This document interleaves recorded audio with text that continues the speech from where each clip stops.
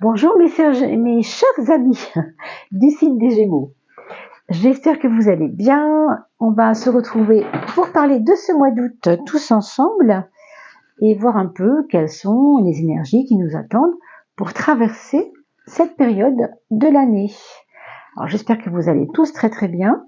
Je vous montre rapidement, mais on y reviendra tout à l'heure bien sûr, ce petit cadeau qu'on m'a fait et je remercie vraiment du fond du cœur la personne qui a eu cette idée absolument géniale de m'envoyer ce petit cadeau gratuit, complètement avec le cœur, je suppose. Tiens, voilà que le 7 de Pentacle a sauté. Bon, alors il y a une réponse à quelque chose là. On va regarder ça tout à l'heure. 7 de Pentacle. Pour l'instant, je vous le montre rapidement pour vous dire que ce petit tarot, donc qui s'appelle le Gold Foil Tarot, les feuilles d'or, comme vous pouvez le voir, d'or et de sur fond noir, m'ont été offertes donc par cette personne et je m'apprêtais justement à travailler sur les arcanes mineurs comme on m'avait déjà proposé de le faire et je m'y suis mise. Donc c'était vraiment une très bonne idée de m'envoyer ça en même temps que je m'apprêtais à m'occuper des arcanes mineurs. Vous voyez comme quoi les choses sont bien faites et l'univers est toujours là pour nous envoyer ce qu'il faut au bon moment, si j'ose dire. Alors, c'est vraiment une chance pour moi et en même temps, j'espère pour vous que ce sera une belle surprise puisque on prendra une carte pour commencer à la fin de la session, à la fin de la vidéo, pour parler un petit peu de ce que ce tarot-là aura à vous dire.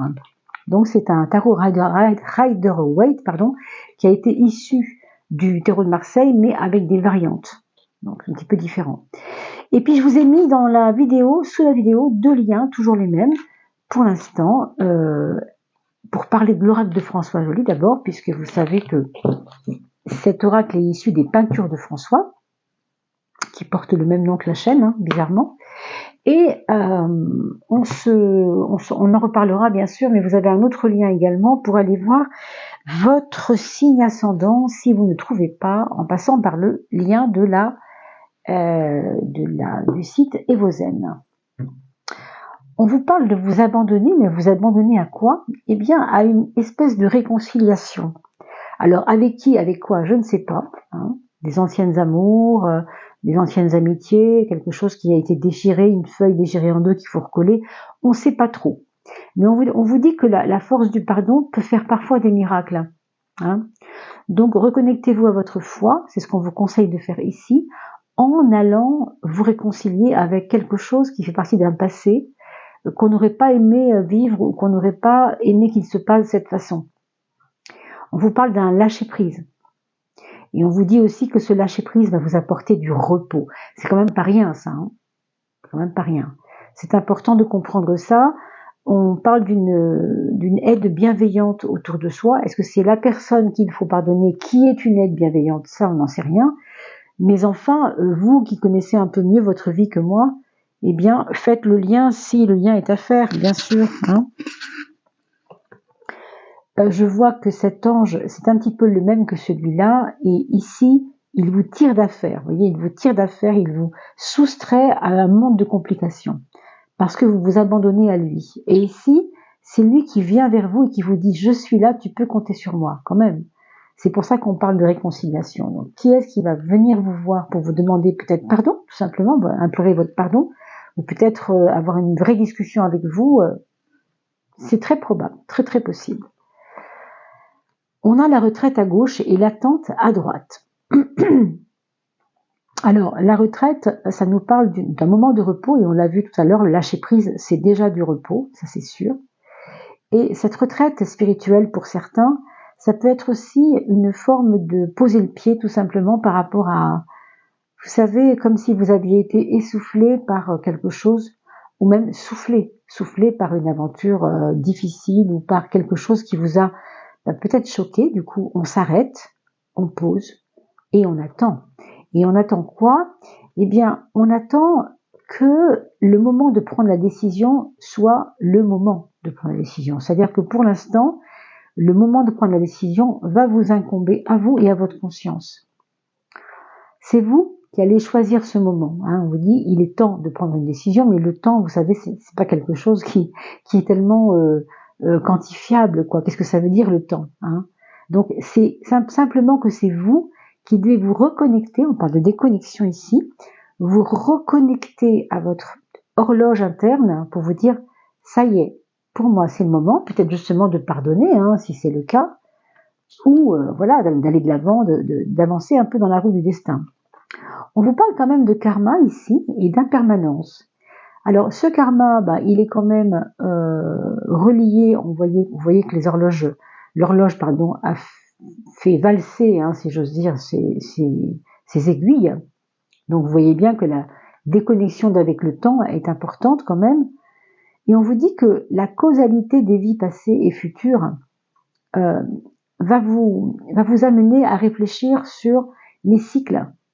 Pourquoi j'ai eu besoin de vivre ça avec cette personne? Pourquoi j'ai eu besoin de vivre tel problème avec mon employeur? Pourquoi dans mes amours il y a eu des tumultes? Pourquoi? Que sais-je, hein? On vous dit que la dissolution d'un état révèle une face cachée, hein? Et tout passe, tout s'efface, bien sûr. Le karma, c'est pas quelque chose qui va vivre éternellement en vous. Une fois qu'on a réglé le problème, une fois qu'on s'est allégé de la dette, eh bien, la vie continue, non? Donc, c'est un peu ça, d'accord? On vous parle quand même, pour la 4e de coupe de cette carte-là, que je ne vais peut-être pas garder ici, parce que quand elle sort ici, cette carte-là, c'est quand même embêtant. On a le règne végétal à gauche, on va peut-être la sublimer, celle-ci, en comprenant en face de quoi ça va nous mettre. Ça va nous mettre simplement à côté d'un lien que vous auriez eu avec une personne, ou que vous avez en ce moment avec une personne, qui paraît être quelqu'un qui vous apporte quelque chose, mais qui en fait est comme quelqu'un qui prend, qui ne donne pas. Il est là pour prendre. Il n'est pas là pour donner, hein, j'ai l'impression. Alors, je vous envoie donc à côté de ça, cette carte-là que je ne prends pas souvent à côté, puisque je me réfère toujours à la carte de droite, mais vu cette énergie qui est un petit peu complexe et un petit peu toxique, il faut le dire, donc méfiez-vous quand même de ces relations que vous avez eues récemment et qui sont peut-être pas tout à fait bonnes et tout à fait claires, hein, aussi. On vous parle d'une mise à l'épreuve par rapport à ça quand même. Eh bien, on vous demandera donc d'aller vous nourrir, si vous voulez, auprès de la nature, auprès de ce qui est très beau et très positif, hein. Comme si ces choses toxiques peuvent être chassées par la bonne nourriture, qu'elle soit spirituelle ou qu'elle soit tout simplement morale, qu'elle soit aussi physique, bien sûr, hein, parce qu'il y a aussi de ça. Quand je me nourris correctement, je n'ai pas de toxicité dans mon corps. Quelquefois, la toxicité, ça peut être physique. Je veux dire par là, vous êtes très mal nourri depuis quelque temps et vous êtes en train de le comprendre aussi, hein. Alors, on va voir un petit peu, hein, si tout ce qu'on vient de dire là ressort un peu dans les cartes. Et comme précédemment, je vous disais, est-ce que par hasard, mes amis, vous êtes tombés sur des vidéos sur YouTube de confrères et consoeurs qui feraient des tirages de 12 maisons? Je suis un peu en recherche de personnes sur YouTube, hein, ou sur Facebook qui font des tirages avec les 12 maisons astrologiques, parce que ça ne se fait pas souvent. Et ça m'intéresse de savoir si vous en connaissez. Donc, bien sûr, je compte sur vous pour me mettre cela en commentaire, le nom de la chaîne ou simplement le nom de la personne. Je me débrouillerai bien pour trouver, hein. Vous inquiétez pas. Parce que pour moi, il n'y a pas de concurrence. On a tous des façons différentes de faire les choses. Et je suis un peu pour la richesse d'échanges, n'est-ce pas? Donc oui, je le dis, j'aimerais connaître, voir le travail de ceux et celles qui font aussi ces tirages astrologiques. Ça peut être intéressant pour moi parce que je me sens perpétuellement en formation, vous savez, hein. Donc, j'ai travaillé sur les arcanes mineurs et on verra tout doucement comment on peut intégrer ça, tout doucement, hein. Bon, celle-ci est là, on va la prendre quand même, on ne sait pas pourquoi, mais il y a une raison. J'ai déjà une petite idée, mais je ne veux pas forcer le destin parce qu'on ne sait pas, hein. Alors, regardons la maison 1 qui est votre point fort. Le point fort, c'est votre regard sur l'existence, votre regard de sage, votre regard de celui ou celle qui a vécu des choses fortes, en effet, et qui ne s'en laissera pas compter. Ça, c'est certain. Donc, vous avez pris du poil de la bête depuis quelque temps et vous avez pris... Alors, justement, on a parlé de recul tout à l'heure, mais c'est ça, en fait. Hein. On a parlé de recul, prise de recul, s'abandonner, on s'extrait un peu des choses, on se met dans une forme de retraite aussi, vous voyez, c'est un peu tout ça. Hein. On prend le temps d'observer, voilà, il y a un côté observation, ça c'est votre point fort, donc vraiment, servez-vous-en. Le point faible, il y en avait un, puis il y en a un deuxième qui est arrivé dessus, on va voir pourquoi. Le point faible, c'est peut-être d'avoir en fait un fourmillement d'idées en ce moment, ou d'avoir envie de beaucoup de choses, peut-être à la fois de déménager et de faire un enfant en même temps, ou d'acheter une voiture, mais en même temps vous occuper de votre travail. C'est comme incompatibilité de démarrer plusieurs choses en même temps. Hein. Et la deuxième, alors je pensais pas à celle-là, mais elle n'était pas loin de celle-ci. Ce qu'on nous dit ici, c'est que si vous êtes trop éparpillé, vous ne pourrez pas aboutir à quelque chose, ça n'ira pas au bout. Ici, c'est la carte qui vous emmène dans une transformation. Et là, ce qui se passe, c'est que ça vous transformera pas, hein, ça vous transformera pas forcément ça transformera pas en fait votre projet en positif. Si vous commencez quelque chose, en même temps vous commencez autre chose. Il y a une forme d'éparpillement. On va voir dans les projets si ça ressort.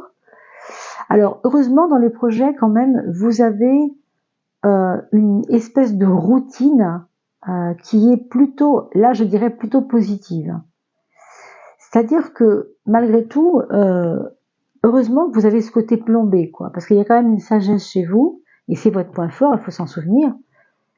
Donc du coup, les projets, heureusement que vous avez cette carte plus tranquille, j'ai envie de dire, plus qui prend son temps. Hein, c'est quelque chose qui prend son temps. Ici, c'est ambigu, on veut à la fois commencer quelque chose, mais le finir aussitôt. Enfin, vous voyez, c'est comme on est impatient un peu. On a l'impression que c'est un peu une impatience puérile, je dirais. C'est une impatience enfantine, d'accord, qui n'est pas votre point fort, encore une fois, qui est un point faible. Hein. Alors, pour ce qui concerne votre quotidien, votre façon de faire les choses dans le quotidien, dans votre travail aussi, l'impératrice va vous donner vraiment un statut intéressant et surtout une approche très pédagogique, très appuyée, bien réfléchie, bien organisée au fond. Hein, parce que l'impératrice, c'est quand même celle qui organise. Alors, on parlait de routine tout à l'heure ici par rapport au projet. Là, ici, vous avez les moyens de faire éclater, entre guillemets, des vieilles habitudes qui ne sont pas forcément bonnes, mais en même temps de remettre des routines, des bonnes routines. Parce que quand on parle de routine, on dit souvent que c'est négatif, mais il y a des bonnes routines. Par exemple, vous prenez un exemple très concret que je pratique moi-même, 3 minutes chaque matin au réveil, 3 minutes pour juste faire des grandes respirations profondes avec votre ventre et non pas vos poumons. Hein, inspire, expire. Inspire, tu vas vraiment gonfler ton ventre, ok. Et expire, tu vas ramener tes mains sur ton ventre pour le faire rentrer. Hein. On inspire et voilà, et ça dure 3 minutes. C'est vraiment pas fatigant. Ça, c'est une routine très bonne pour votre corps et pour votre esprit. Par exemple, il y en a des mille autres évidemment. Hein. C'est vous qui voyez. Une routine, ça peut être aussi une bonne routine, prendre un demi-citron chaque matin. Pourquoi? Parce que ça va vous redonner de l'alcalin, c'est-à-dire chasser l'acidité du corps. Alors qu'on pense que le citron est acide, c'est le contraire, etc., etc. Donc une routine, ça n'est pas négative en soi. Voyez et choisissez laquelle vous allez adopter pour peut-être faire un mois d'août intéressant et porteur pour vous.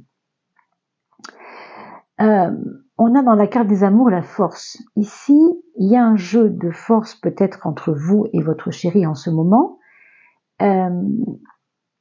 Est-ce que c'est un rapport de force? Est-ce que c'est une personne qui est dominante et vous ne l'avez pas remarqué? Est-ce que c'est vous qui vous sentez en position de domination? Il y a ici quelque chose à comprendre. Et peut-être, je vous ramènerai donc à cette carte que je ne vais pas vous remontrer, mais qu'on a vue tout à l'heure dans le jeu de François Joly, qui était ce petit diablotin qui tirait sur la jambe. Vous savez, c'est une carte de toxicité aussi relationnelle. Hein. Donc, est-ce que ça se situe dans vos amours ou pas?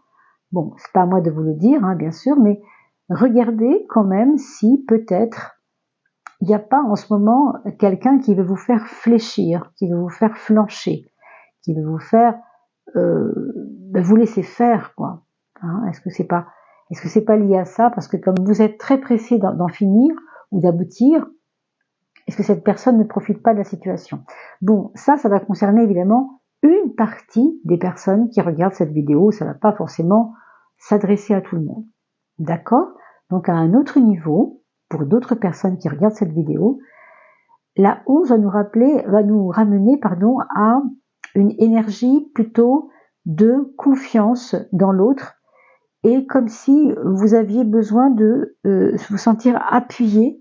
Vous savez, quand on dit j'ai une épaule sur qui je peux compter, c'est bête, ce sont des expressions mais qui disent ce qu'elles disent, quoi. C'est comme si vous pouviez enfin vous souffler et vous remettre un peu tranquillement à vous dire bon, j'ai quand même quelqu'un sur qui je peux compter. Là, ça fait du bien, ça. Donc peut-être en amour, ce sera ça. Hein.